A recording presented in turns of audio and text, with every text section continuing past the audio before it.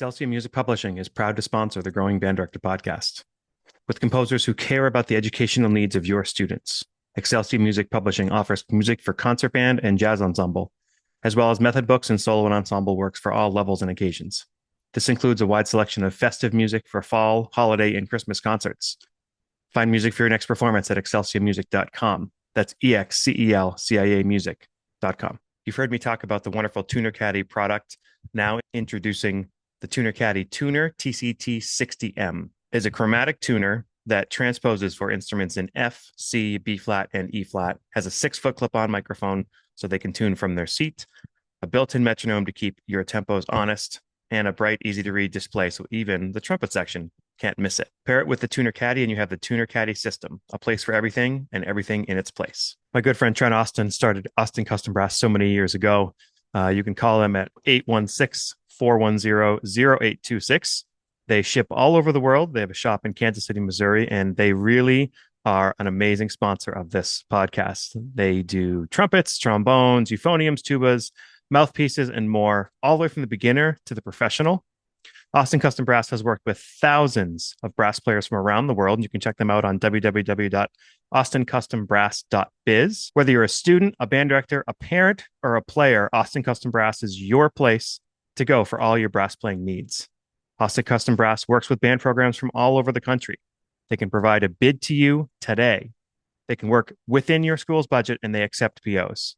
Call their team today at 816-410-0826. Austin Custom Brass is an amazing resource for brass players and great humans, great people. You'll love working with them. Give them a call. Teachers, do you spend valuable time all year correcting your students' hand position instead of focusing on the music? Thumb Gummy solves that. These simple, cost-effective teaching aids fit on trumpets and trombones to guide the right hand into proper playing position, reducing tension, improving form, and giving tactile feedback so students can focus on playing, not adjusting. It's easy to use, comfortable, and designed by teachers and players for beginners as well as older students. Join thousands already seeing the difference, and keep an eye out for our new clarinet thumb rest coming soon. Visit thumbgummy.com to learn more. That's thumbgummy.com. Welcome back to the Growing Band Director podcast. This is episode number 288. I'm back here with Marc Whitlock. Marc, how are you?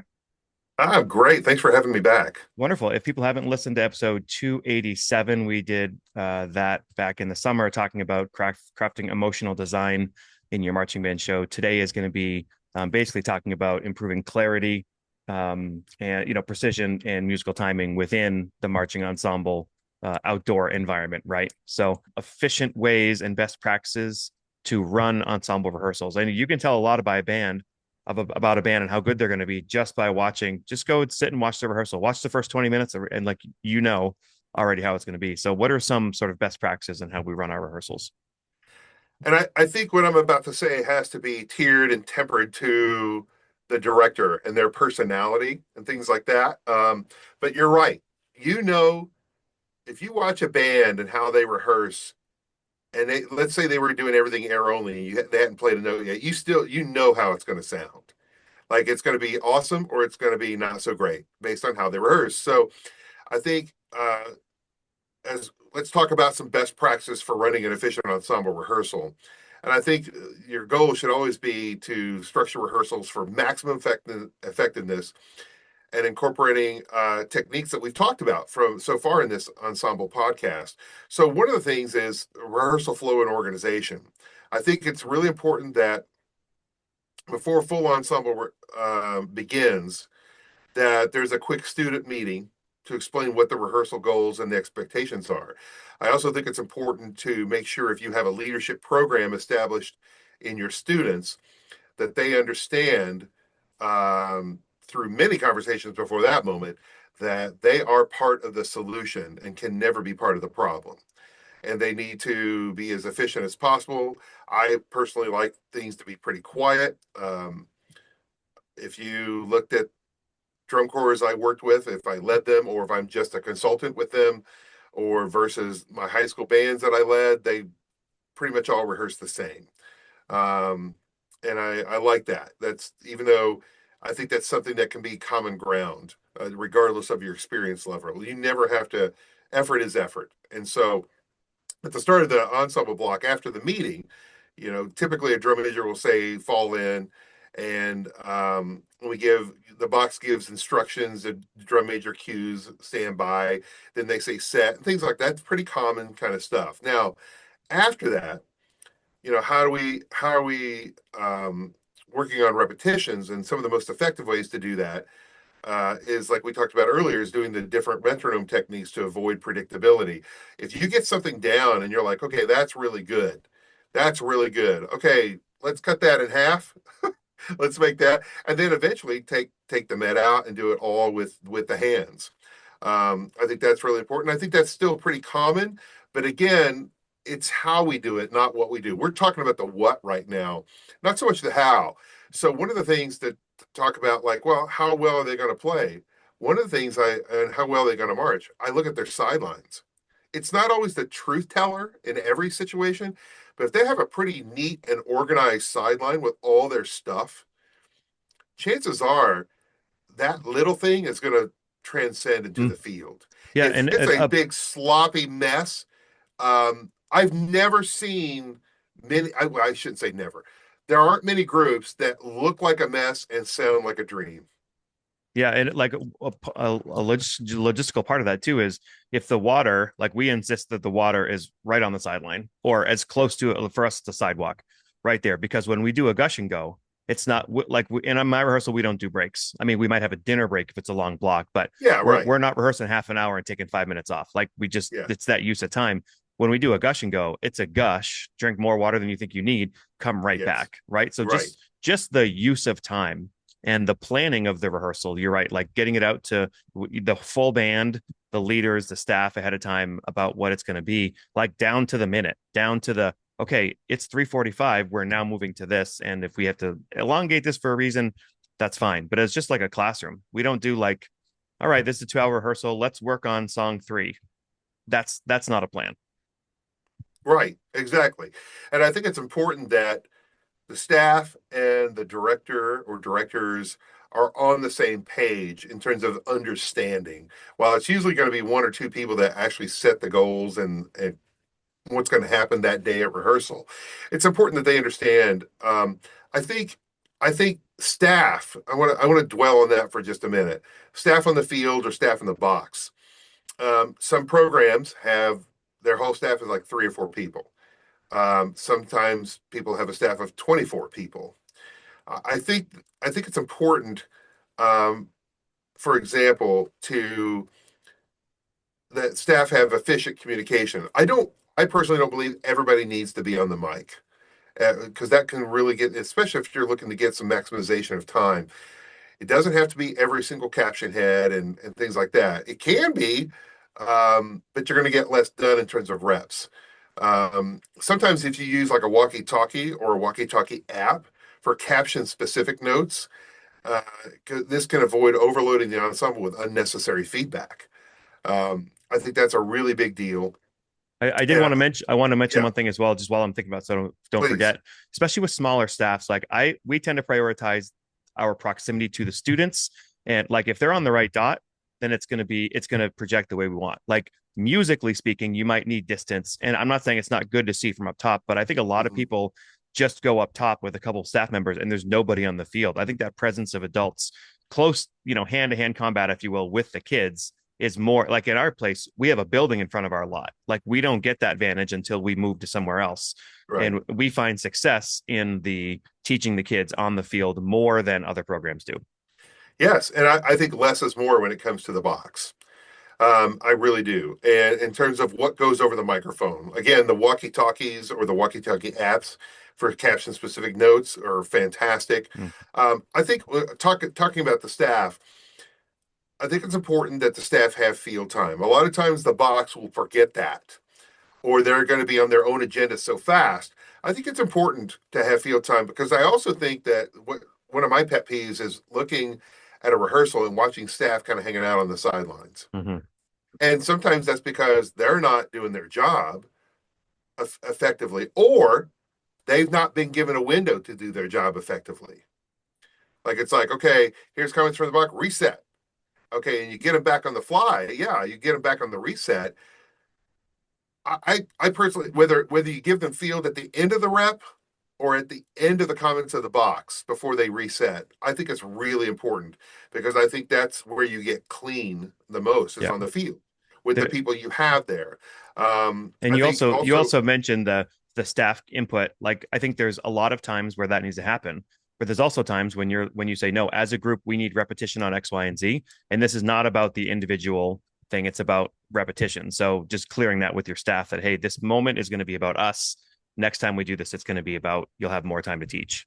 yes, and it's also a certain amount of professionalism. And if you have, let's say you have a 40-year-old experienced music or visual instructor, and then you have someone who just aged out, or they're from the program, but it's like 3 years ago.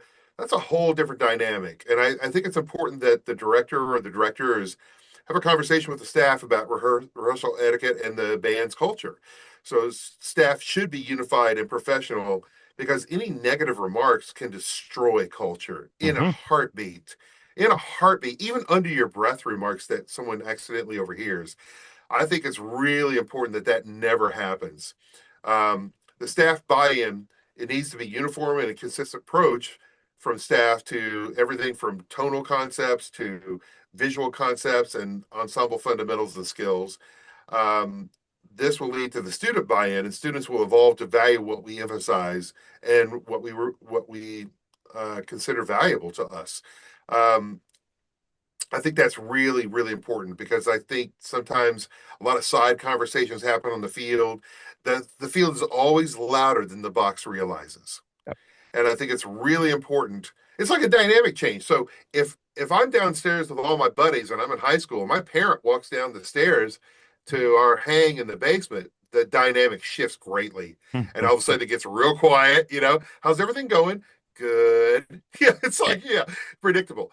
No different than if a band director leaves the box and goes down the field, the dynamic's totally different. Yeah. So it's important that, but we don't want it to be. We want the staff to be in alignment, professional with what's going on. If they agree with or disagree, it doesn't matter. That you have to support what's happening, or else it could be really bad for the students in the long run. I think it's also important that ensemble rehearsals start on time Mm-hmm. and not when the students are walking over. Like we need to be held accountable by that. So if we start rehearsal at 6 o'clock for the last block of the day, that's when we see the first step or the first sound, not when Yeah. we're no we're and I think that's really important because those things, along with the sideline, those things that are non-negotiables, they lead to cleanliness and detail-oriented thinking on the field as performers. So I think that's a really big deal. So today we're going to focus on how to align musical timing and marching ensembles using proven strategies from some of the top marching bands and drum corps, and we'll also discuss rehearsal techniques that ensure precision and efficiency for those ensembles. Whether you're a beginning band director or a seasoned vet, hopefully this information will have some application for you. And the quick like why, right? Why the outdoor ensemble? I mean, we're talking about distance, right? There's one thing when Correct. we're talking about the listening levels when you're sitting in the clarinet 3 section versus you're outdoors and there's 40 yards next to you versus in front of you or behind you and all this. So we talk about the speed of sound being what 700 and something miles an hour. Um, 761.2. yeah, that's great. That's the bassoon answer. My trumpet answer is 700 and something. Yeah, it's That's like right. I was always explained to it like if you're on the field that the wave of sound comes from behind like a crashing wave and you have to go with what you hear versus what you see, and obviously it's much more intricate than that. Isn't it amazing that like we're talking about 761 miles an hour, which is to us as humans, that's really fast. But when you're talking about a football field and compared to the speed of light, which is 186,000 miles per second, it's yeah. So there are definitely things where if you're doing like this with your ictus and the drum major, um, if the group is like 10 yards in front of the podium versus on the back hash on the 30-yard line, it's going to be a pretty big difference how they perceive that downbeat. Yeah, so we're going to talk about all these things. So we talk about the press box and the physical space, right? So let's get going into the core ensemble teaching concepts that we go through. The first thing here is like how we work on timing accuracy within your ensemble. Well, timing accuracy, and what that really means is achieving front to back and left to right synchronization. So there are times where it is important that the members on the field do watch the drum major for their main source of timing. There's other times where it's important to listen, and that all depends on field placement. So there are times where we want to train the ensemble members to listen back instead of watching for visual cues. Um, and I think that there are a multitude of pulse consistency drills that incorporate multiple listening points that can be used as part of a warm-up routine. And as a lot of people in our industry say, it doesn't matter if it's not on the move. So once you master that in certain locales on the field, you have to also do it on the move, which has a whole nother set of variables involved. Again, I think it's really important. And one of the best thing I want to share with your listeners is that there's a colleague of mine who his name is Bill Bachman, and he's a percussionist, and he has a whole series online. Just check out YouTube, Bill Bachman Ensemble Techniques or Timing.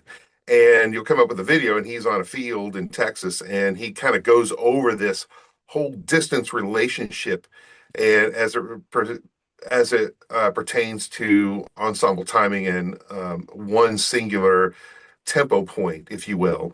And it's a brilliant, brilliant video. And I think it's really the reason I bring it up. It's not only good for us as educators, but I think it's really great for students to kind of see that so they kind of understand not only their role, but what the teachers and the director or directors are trying to do to synchronize timing in such a wide and large space of a stage, if you will. There's a lot of factors involved, and some of it's very obvious, like what some of the things we're talking about. Hopefully, I'll have the time to go into some of the things that are more subtle that can also, like mindsets of how the students are rehearsing, can also affect how well they perform from a timing standpoint. So I think timing accuracy is the first one to talk about when it comes to the core ensemble teaching concepts, because if my great grandmother is in the audience, or I have a toddler child in the audience, a lot of times they may both know when something's off or not right from a timing standpoint. They won't know why, they just know it's not quite right. So I think that the most important teaching concept of all is how we sound and how we phrase musically. But in terms of making sure that everybody in the audience, especially from the perspective of the judge in the audience in the press box, that everything lines up together, feels for a much more comfortable performance for the audience to take in as well. So when you talk about pulse consistency drills, what's a drill that we can do? Like I'm thinking about my rehearsal, Dr. Beats in the back of the field. I'm using it via remotely in the front of the Yeah. field, so they hear the pulse coming from the back. What's a drill like in addition to just using it that people can use? So I think that is a whole conversation on placement on the metronome. And so if you do, say you have it back on the back sideline on the 50-yard line or something like that, and that really works well in this situation. So for example, let's say you have an ensemble in an arc and they're standing still, they're not going to move. And you're just working on playing certain things together, like quarter notes or eighth notes or things like that. Something simple that they can get their hands around, and maybe they move their feet in place or maybe they don't. That's up to the director. But one of the things I think it's important to do is start to get them to develop their own internal pulse. So for example, if you're doing, let's say, 180 beats a minute in the end of the show or the end of your opener, and you're really working on that, one of the things to do when they get comfortable with that physically, and you're working your way up to that level from a lower tempo to a higher tempo to train not only their mind about timing accuracy, but also their body about timing accuracy. Then you could do something like knock it down in halftime. So you put it at 90 beats a minute. So a half note equals 90, and you have them make up that other beat on counts 2 and 4. They have to account for that. And then you put it at 1 beat per measure, basically, as well. So they're also doing the the quarter note, like 40, I think that would be 45 beats a minute. Yep. Um, so you do a whole note for each measurement. So they have to make up and mark time. They have to make up the other counts 2, 3, and 4 of that measure. I think that's a great pulse consistency drill. And then when you do it, um, and they feel good about it, then you put it on the move. Yeah. Again, it doesn't count if it's not on the move. So um, I think it's important to train the bodies to do that. And you can do that in different ways. It doesn't have to be that quite that fast, but I think it's really important to have them accountable for all the beats without giving them all the beats. So that's one example of a pulse consistency drill is doing it in place, then doing it on the move. Now, I can say that one sentence and that might be an hour's worth of work on the first day you're doing it. But I would encourage directors to spend a good chunk of time, especially in their band camp time and their early seasons, to really work on the timing of things. Then let's say we get that down. Well, then the next thing to do is from a listening standpoint, then there's also the watching standpoint, because sometimes you have to watch. So if I have a focused melody or musical focus that's, let's say, a pod of wind instrumentalists that are maybe 16 steps off the front sideline, and they're playing a feature of some sort.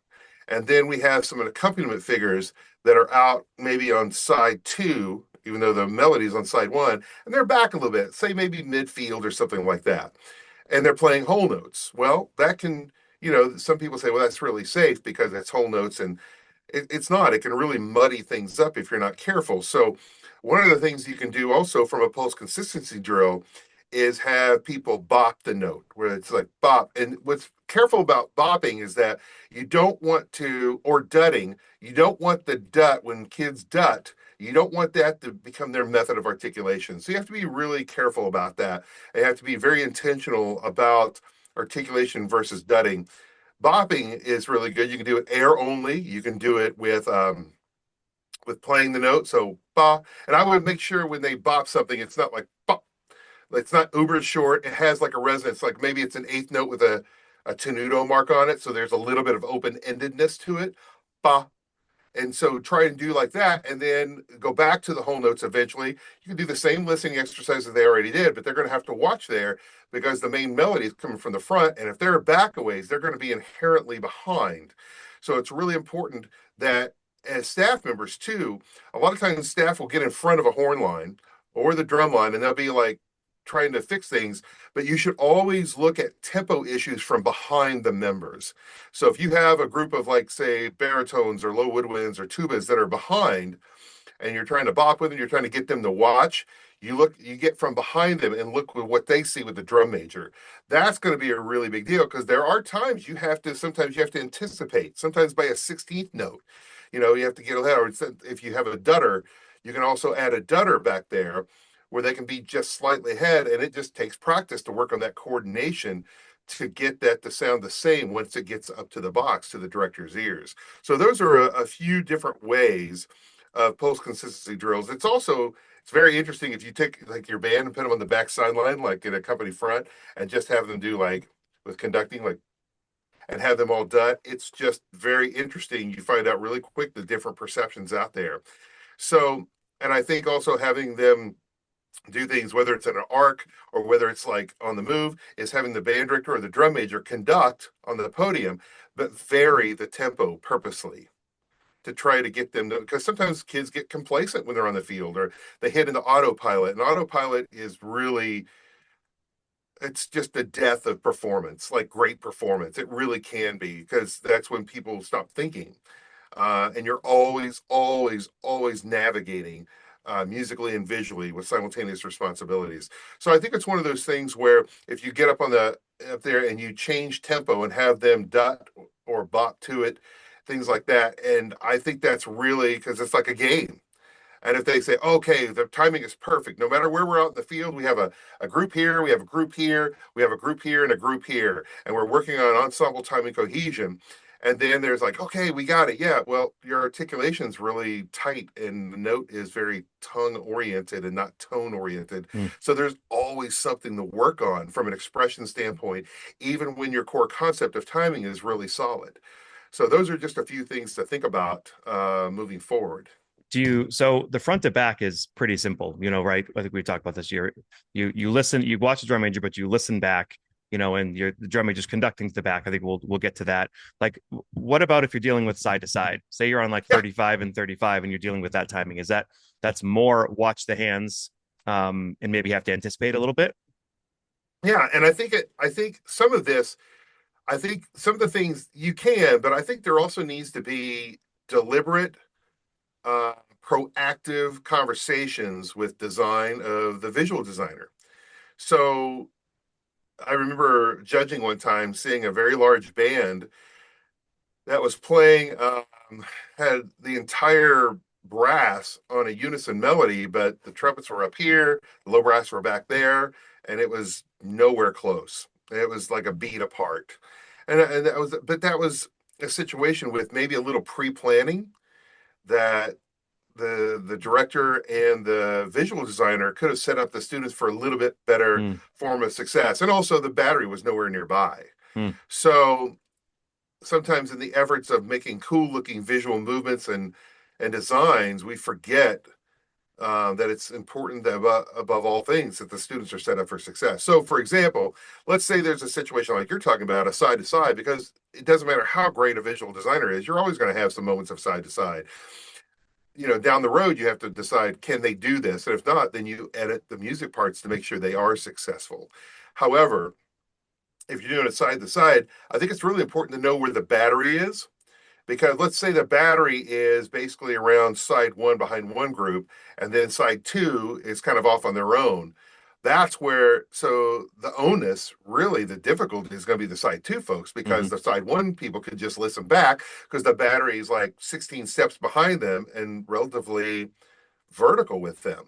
So, from a staging standpoint, while these folks over here are all by themselves, but their part's really important and you don't want to like water it or get rid of it and things like that. So that's when they're going to have to watch a lot more. And it's also important, I think, that the metronome is not on the back sideline for all that. When we do ensemble, the metronome is always with the battery because I think the battery is the pulse. And so if the battery and the metronome are synced, and let's say you have a third or fourth drum major or another student who has the metronome walking behind the battery the entire time, then it forces these other students to watch more, because if they go with what they listen and what they hear, they're automatically going to be behind. So they actually have to be ahead of what they hear. And if they can be right on top of the drum major's hands, like on top of the, it's like if you have a dartboard, for example, it's not quite dead center, it's just a little above that. So it's right on top of the hands. That can work. Sometimes you have to be a little bit more on top of the hands, like anticipate a little bit more. And that's when you do some experimenting with perhaps some dutters or things like that, or just have them really listen to each other, but have like a main person they're listening to, like in color guard. Sometimes they'll do a big feature and they're all watching one person to be with them. It's kind of like, when a flock of birds fly and they're all in that triangle, so to speak. A lot of times color guard will watch one person to sync with. Sometimes if they listen in, like with the battery, depending on the formation of the winds, you can also kind of sync up that way. But 9 times out of 10, if they can't get it, it's good to put a dutter back there and make sure they're either with the drum major or slightly ahead, depending on the experimentation that the band director does with the ensemble to make sure it reaches the press box and their perspective at the same time. To get that drum major cohesiveness with the battery. I mean, they need to be on it all the time, right? Especially if it's a horn player, they don't understand. Like for us, they have to have the battery parts. Like they have to know, is this triplet bass? Is it 16th note bass? They have to be able to sing the music. And when we have sectionals, 9 times out of 10, our drum major is with the battery versus being with the horns, because that, if in Yes. a basic level, if the horns are seeing what they're hearing from the battery, then life is good, right? There's extreme examples of that, but that drum major kind of linking up with the battery is huge. And I've had times where, well, every year, I'll just say it, like there's times where there's going to be timing issues. And like, how does the drum major almost forget about the horn, say the battery's in the back? How do you conduct to the battery, even if maybe they're not playing loudly, right? And the trick we always use is the feet of the center snare, right? You might not be What's the able to feet? hear the battery, but if you can see the center snare and you conduct to the feet, that's like an instant connection there Mhm. That of synergy pulse. is very important between the drum major and the battery, and especially whoever the center snare is, or whoever the pulse is in that moment. Sometimes it might be, a tenor or something like that, depending on the parts. But I think it's really important that relationship is well Yeah. established. And a lot of times, drum majors, they work so hard on, and there's a whole separate podcast that we could do just on drum major responsibilities on and off the podium. Um, because we do a lot of training with the drum majors as well. I think it's really important that that synergy exists. But a really good drum major, like you're saying, will know all the parts. That doesn't mean they have to play them. They do kind of need to understand them Hmm. and relationship to the entire musical landscape. And then because sometimes if you're really focused in with the battery and the musical focus, whether that's the front ensemble, whether that's the winds in that moment or things like that, brass versus woodwinds. And let's say this group's starting to get behind over here on side two again. A good drum major can keep that synergy, but they can put their gaze and turn their head a little bit and just give that little bit bigger downbeat, letting them know, hey, we're not okay, and I'm looking at you because you're the issue, You're the and I problem. need you to get on top of my hands. Yeah. That can, if we practice the right way, those type of instant fixes, deliberate, intentional recoveries can happen during a performance, which is really great. And as a longtime judge, I love to give credit for Yeah. that. And one thing I have definitely done a 180 on in my career is the choice of the drum major. And in my case, it's usually one drum major, sometimes two, but we're never in like the more than that range.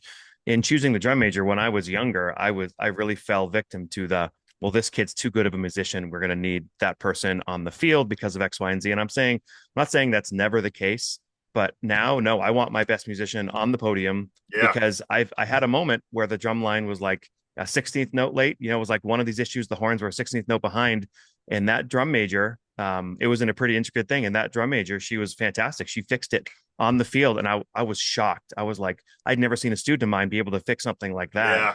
and it was on the field, and it was that sold me. I was like, okay, I need someone who's going to be on it. So if that means you have to rewrite a horn part because you might not have your best trombone player or help cover it somewhere else, like putting them as the drum major choice is a huge help for excellence. Yes, and you bring up a great point because as every director needs to do what's best for their program and their community. But I used to be of the mindset that my leaders were always going to be seniors, and to a great degree, that still is the case, just from a percentage standpoint. But I never was like, okay, we have this solo, this wind solo. Uh, I don't care if the kid's a freshman or a senior because no judge and no audience member, not from the school, is going to know anything about their age. And age and grade, that's a big deal in the social world of high school. But I, to me, you put your best musician out there. So if you have a fantastic trombonist, you put them out there. If they're like an all-state caliber, then I was going to do this as a flute solo. Well, that works if you have a great flute soloist, and if you don't, and they're okay, then you may want to give up that tonal voice and give it to your best player to showcase them. And I used to do that, and then also make sure they were older. And now I don't do that at all. I don't follow that mindset. And then the same thing with leadership and drum majors. Like they had to be a senior, they had to be a junior, they had to. I mean, one year I had a sophomore that was probably the best leader in the band, and just a really good musician. And so that's who was on the podium. Yeah. And I don't and no one really questioned that because of who they were. They were 4'11" and a force to be reckoned with. Hmm. So it was just a great combination because they cared so much and things like nobody cared that they were a senior or anything like that. So I would encourage that from a drum major standpoint, you're right. If we're going to put our best musical soloists out there, we probably should have our best overall musician on the podium. And that doesn't mean if they wanted to play a solo and they happen to be a trumpet player or a clarinet player, and they maybe there's a time where a drum major switches off, but your lead drum major probably needs to be the best kid in the band, however you determine what that Yeah. is. You have a phrase in here that I'm looking at that really hits home to me, that excellence is an effect, precision and performance is a competitive advantage, and that prioritizing clean execution over complexity is a huge win. You know, I think of Boston just now as that, like, and it just reminds me this is not a UDB thing or Right. podcast, but I'm a huge UDB user. Our group Yeah. uses it. I mean, we just, when we're recording this, I just finished our first 5 days of band camp. Our group is learning. I mean, we've used UDB, the phone version, for, you know, a handful of years now. We had the books before that, and all It's that. definitely worth the money. It's really great. It's unbelievable, especially if you get smart kids who are like on Yeah. it. I mean, Yes. we can set a set in 60 seconds. I mean, it's like, it's unbelievable. Now you have to rep it and you have to do all the things, but the amount of time it takes for the kids to find things and remember, it's just unbelievable. So And I, you and I are of an age where, I mean, I don't know if yeah, groups still do this. Maybe they still do this, but I would have well, I know groups still do this. So I would have my kids make their own drill book. I would it, go through them. We would even set out a block.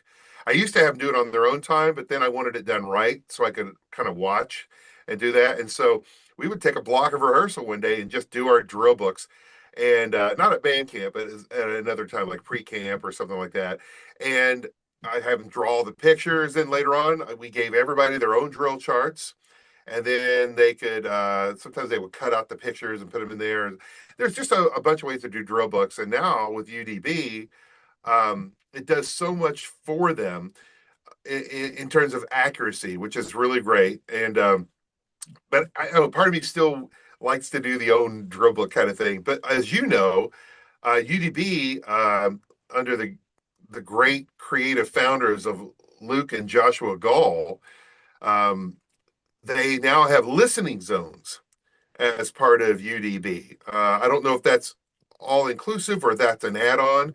The listening zones are really kind of what we're talking about here. It's like a listening map for the field based on placement. And just a quick shout out to Andrew Rogers. If you Google or YouTube sound delay Andrew Rogers, you'll see a lot. He did a great presentation on this online that talks about the listening zones. And that was like 10 years ago or something like that. Don't quote me on the date, but and now UDB is doing that. What I found so far is that there's a lot of practicality, like where it tells by color coding whether the student should listen or watch. I would still caution that we use the techniques we're talking about today, and use that more as a little bit of a guide and not an absolute. Because I think when you get, especially to the borders of the listening zones, it becomes very ambiguous. And there's nothing that's going to substitute good old fashioned teaching from the director to the kids of where to watch and where to listen. And while it's a great, great tool, I still think it needs that human touch to make sure perfection occurs. so we're going to hit briefly here on the coordination of visual and musical effects before we move on. Right. We won't spend a lot of time on this because we only have so much time, but I think it's a really important as this one of the four core teaching concepts of ensemble coordination is that you coordinate the visual and musical effects and align choreography and musical phrasing through consistent audio and visual cueing. Ensure movement complements articulation, phrasing, and tempo shifts. Um, Using video analysis to identify synchronization gaps between the sound and the movement. I think those are really good to always reflect on what you're doing, watch your rehearsals, things of that nature. And I think it's important because um, like I've seen some groups over the years where they'll have like they will take a risk musically. Like it's like a very dense, very thick harmonization with some rhythmic complexity, but it is melodic. And then the drill is like a moving 8 to 5 box. Mm-hmm. I don't get that, and I think that's really important. Even though we're not going to spend a ton of time on it today, I think it's important that that all the movement and the design visually matches with the musical phrasing, and there's some consistency there. I just want to jump in real quick. Yeah, I'm living it right now because one of our productions is basically all eights. Like we can't even get a 16 count because the way the music has been written is so intricate in the moving pieces that a Mm, 32 count set, wouldn't work very well. And right. so that's part of the design too. Like if you don't want 100 sets in your show, like don't choose music that kind of requires that. Well, that's true. And then, today, as we move on to the next core concept, excellence as effect, um, a lot of times in today's, whether it's DCI, it's BOA, and possibly some other judging circuits, there's a sense of prioritizing clean execution over complexity. So I could, if we rewind 30 years ago, even some 20 some years ago, there were amazingly complex, awesome shows that may have had a little fuzz or a little dirty musically and visually. And you said, oh, who cares? It's the greatest thing I've ever seen on the field. But now it's not so much that way. Now it's more about, and then you get to that whole debate of like complexity and demand versus cleanliness and execution. Um, and I think there is a happy balance in there. And so I think clarity wins over excessive difficulty these days. I think it's important for us to train for consistent technique and approach. And I think it's really important that we as educators literally connect the dots to our students when it comes to learning. So we transferring from fundamentals to show application. I've gone into some groups and clinicked with them, and they go through this massive, huge warm up routine, or they have a warm up series that's yay thick, and most of it has nothing to do with what they're doing on the field. So I think Like some of the like best how groups how I've how ever, about the opener is 144, but you never warm up at 144? right, sure, Or yeah, simple things like that, obvious things like that, and I've seen some groups, like some of the best groups I've ever seen in BOA and DCI, like they'll have a certain routine, but it's like it's a one pager, maybe a two pager, and that's it. Maybe it started bigger. Maybe they're trying to figure out what works for them based on the new show and stuff like that. But a lot of times we would have in warm-ups like the non-negotiables or the essentials. Like this is happening because this applies to everything we will ever do, not only on the field, but in the concert hall as well.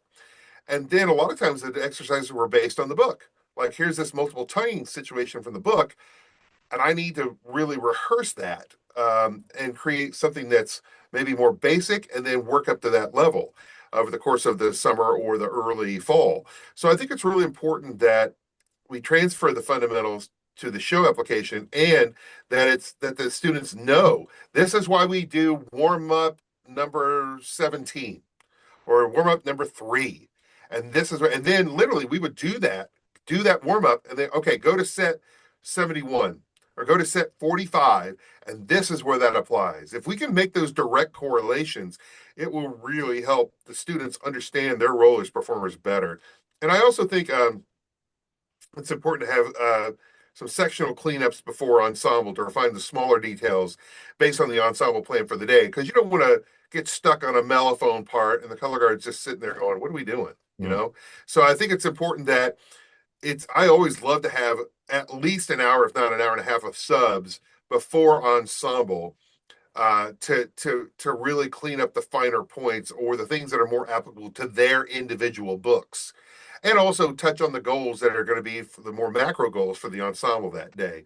And that's a little bit of that third core teaching concept. And then finally, and I would argue is most important, um, for me as an educator, is the musical shaping and interpretation, which that and how that relates to ensemble cohesion and communication. So I think personally, I know that I started with timing because that's something that everybody knows. It's kind of like when you throw a rifle. If you're 5 or 85, people know if you catch it or you drop it. And I think timing is very similar in the perception of the audience and the judges for sure. But I think musical shaping and things like that are very important to reinforce the dynamics and phrasing communication between sections. I think sometimes you can use call and response exercises to develop musical interaction. I think to ensure consistent shaping approaches within the brass and percussion or the woodwinds as well. because I can't tell you how many groups, even this summer in DCI, where they have two voices together, one in the winds and one in the battery, and they're it's like you can tell two different people wrote this, and while it's in time, there's no real phrasing or shaping involved here. It's just like we all play at this dynamic, and that's just what we're going to do. And I think that takes away from the musicality of the moment. And also, I think it's really important for sound prioritization to occur. So, what is the difference between balance and blend and focus? So, balance definitely has a little more to do with the volume aspect of it, but it's not like when you look at a score, as we as directors, you look at a score and it says forte all up and down the top to bottom, from piccolo down the tuba, and so or through the battery. But it's not going to be that if you're depending on your style of sound. So I subscribe to a kind of a pyramid approach. So if we're doing like a big long tone, and that's it, like the end of a movement where park and play, I'm going to want a little bit more of that low than I want some of the middle of the top. So it's not quite that. And you have to sculpt that as a teacher, while the composer or the arranger just puts forte down the board. It's not really going to be that. Or it shouldn't really be that, I don't think. And then from a blend standpoint, sometimes we use balance and blend kind of, I don't know, as the same term, and it's not at all. Blend is having that same signature sound as the person next to you based on a trio concept in your section. So we all have different handwritten signatures, but as musicians, we want the same signature. So every mellophone sounds the same. Every trumpet sounds the same within their section. We have a perfect matching of tone. And there are ways to do that work. And then focus is, of course, what do you want us to hear? If I put a mask over my eyes, what is the musical focus in this moment? And you say, oh, well, it's the clarinets. Then why are the bass drums playing at a forte with up and down runs during a clarinet focus moment? So there are certain things in design that can really get in the way of focus if you're not careful. And that's where it's important that the director is the ensemble coordinator, not just from a teaching standpoint, but from a proactive design standpoint. I think it's really, really important to have those conversations with the designers in advance. And if something comes up and it's like, wait a minute, that's too much vocabulary in this section because the musical focus is with this section, I think it's really important that you make alterations based on that fact. I think going back to making a musical phrase, I mean, that's it. If you have a melody, phrase it correctly, have everybody phrase it correctly. But I found in the, when I say this in my head, the younger me would say, well, don't do it that way. But I've just found that over the years, a lot of times it's like, that's a month two thing. Like for me, we're trying to get the left right together. We're trying to get the drill Yes. clean. We're trying to put the notes in the right spot.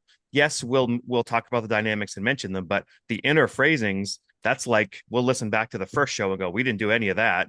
And by the third and fourth show, oh, now we have some phrasings in there. So I think kids get overwhelmed if you're asking them to do all these things, but now we're going to phrase all of it together. Well, it's only the third day of camp. You know what I mean? Like you have to maybe move on and then come back to that in a lot of cases.